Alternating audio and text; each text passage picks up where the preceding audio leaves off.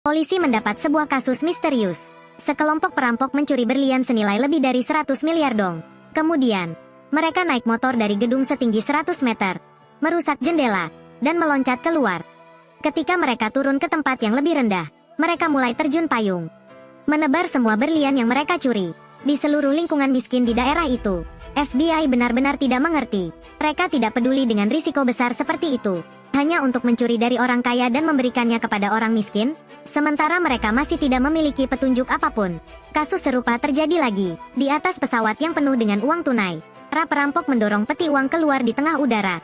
Kemudian, mereka melompat keluar dan memotong tali di tengah udara, menebarkan triliunan uang tunai ke dunia manusia, memberikan hujan uang kepada lingkungan miskin. Namun kali ini, para perampok tidak sempat membuka parasut, sehingga mereka jatuh langsung ke hutan hujan tropis.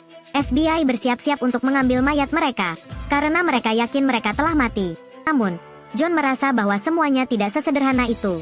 Melalui penelitian dokumen, John curiga bahwa para perampok sedang menjalani 8 ujian Ozaki. Ada seorang atlet olahraga ekstrim bernama Ozaki.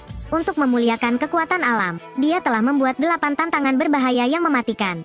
Dia sendiri tewas dalam tantangan ketiga. Tidak mungkinan bisa terlihat, tetapi para perampok ini telah menyelesaikan 3 tantangan pertama. Sebulan yang lalu, ada kebakaran di Kongo, yang sesuai dengan puncak kekuatan di tantangan pertama. Sebuah minggu yang lalu, seseorang terjun payung di Gunung Everest, yang sesuai dengan kemunculan langit di tantangan kedua. Jadi, pencurian pesawat uang tunai ini pasti belum mati, karena tempat mereka jatuh adalah sumur swallow terbesar di dunia. Posisi dari Goa Swallow, sesuai dengan bangkitnya bumi di tantangan ketiga. Berdasarkan perkiraan cuaca dari stasiun meteorologi, pantai barat akan diserang oleh badai dalam waktu dekat. Ketika itu terjadi, angin badai akan menyebabkan pasang air setinggi 20 meter. Jadi, John mengira para perampok ingin menghadapi tantangan keempat yang disebut jiwa air, dan mereka pasti tidak akan melewatkan gelombang langka ini. Atasan memerintahkan John segera pergi ke pantai barat dan menyelidiki identitas para perampok. Dulu, John juga seorang atlet ekstrim, tetapi ketika dia ikut serta dalam lomba maraton ekstrim, dia melihat temannya mati di depan matanya. Sejak saat itu, dia meninggalkan olahraga berbahaya, berhenti berkompetisi dan bergabung dengan FBI. Ketika John sampai di pantai barat, tentu saja ada kerumunan orang di sana. Kemudian, gelombang besar tiba-tiba datang untuk menyerang musuh di dalam. John dengan sengaja berusaha berselancar bersama yang lain, tetapi karena posisi yang kurang menguntungkan, akhirnya dia terbawa ombak besar ke laut dalam. Pada saat berjuta rambut, seseorang yang lain tiba-tiba menyerah pada tantangan, melompat ke air, menyelamatkan John.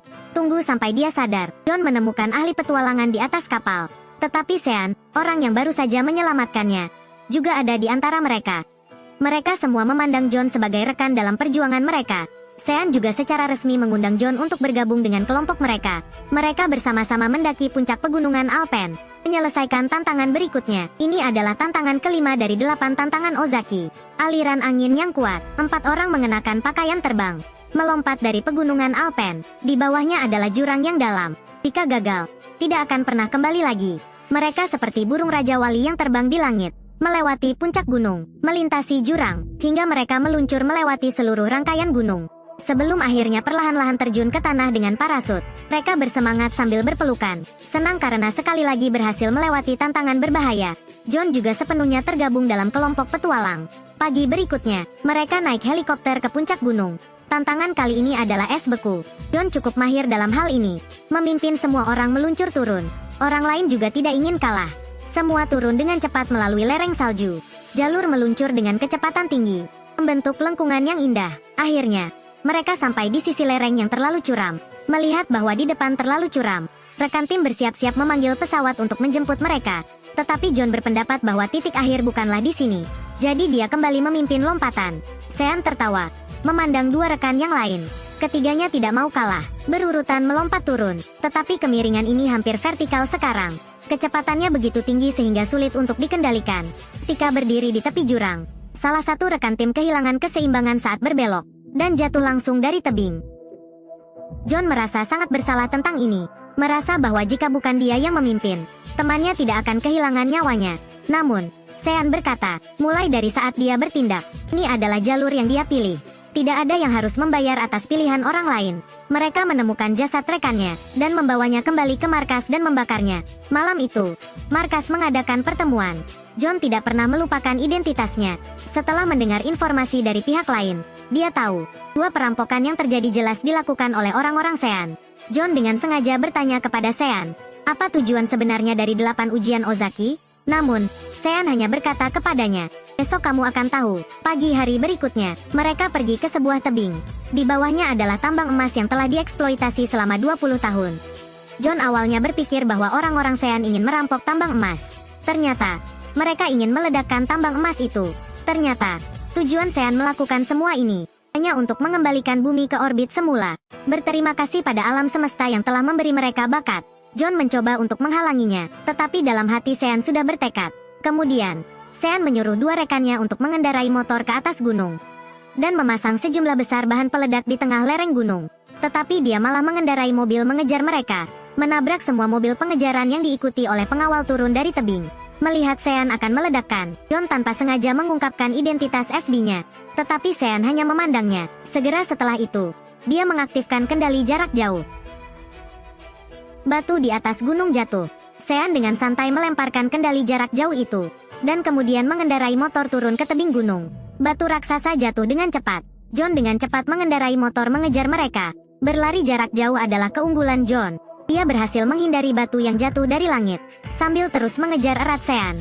Kedua mereka masuk ke dalam hutan tropis. John mengandalkan keunggulannya. Sean menggunakan lengannya untuk merayap. Kemudian, John mengarahkan senjatanya ke arah Sean. Tapi dia jujur mengatakan, sebenarnya, saya sudah tahu kamu adalah seorang polisi. Saya bergabung dengan tim ini untuk menyelamatkan kamu. Setelah berbicara, dia pergi sendiri. Sean bertaruh. John sebenarnya adalah tipe orang seperti dirinya. Jadi dia pasti tidak akan menembak. Dia kembali ke organisasi. Wajah atasan John lebih sulit dilihat daripada John. Dia mengatakan kepada John, selalu ingat identitas saat ini, untuk segera menangkap kelompok Sean. John tahu bahwa Sean yang gila pasti akan melanjutkan 8 tantangan Ozaki. Jadi dia mengikuti petunjuk ini, menemukan lokasi yang sesuai dengan tantangan ke-7, yaitu Angel Falls di Venezuela. Hanya tempat ini yang paling cocok untuk pendakian berbahaya. John naik perahu ke sana. Ternyata Sean dan rekan-rekannya sudah mulai mendaki. John segera mengikutinya. Dinding batu terjal di tanah. Tempat memanjat sangat kecil. Ini adalah tantangan fisik dan mental yang besar. Cukup satu kesalahan, akan langsung jatuh, hancur berkeping-keping. Saat sedang mendaki, salah seorang rekan memilih pegangan yang salah. Mereka mencoba terus, tetapi tetap tidak bisa berpegangan. Oleh karena itu, dia hanya bisa tersenyum, mengucapkan selamat tinggal pada Sean.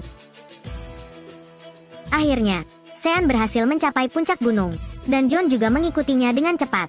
John kembali menyarankan Sean untuk menyerah.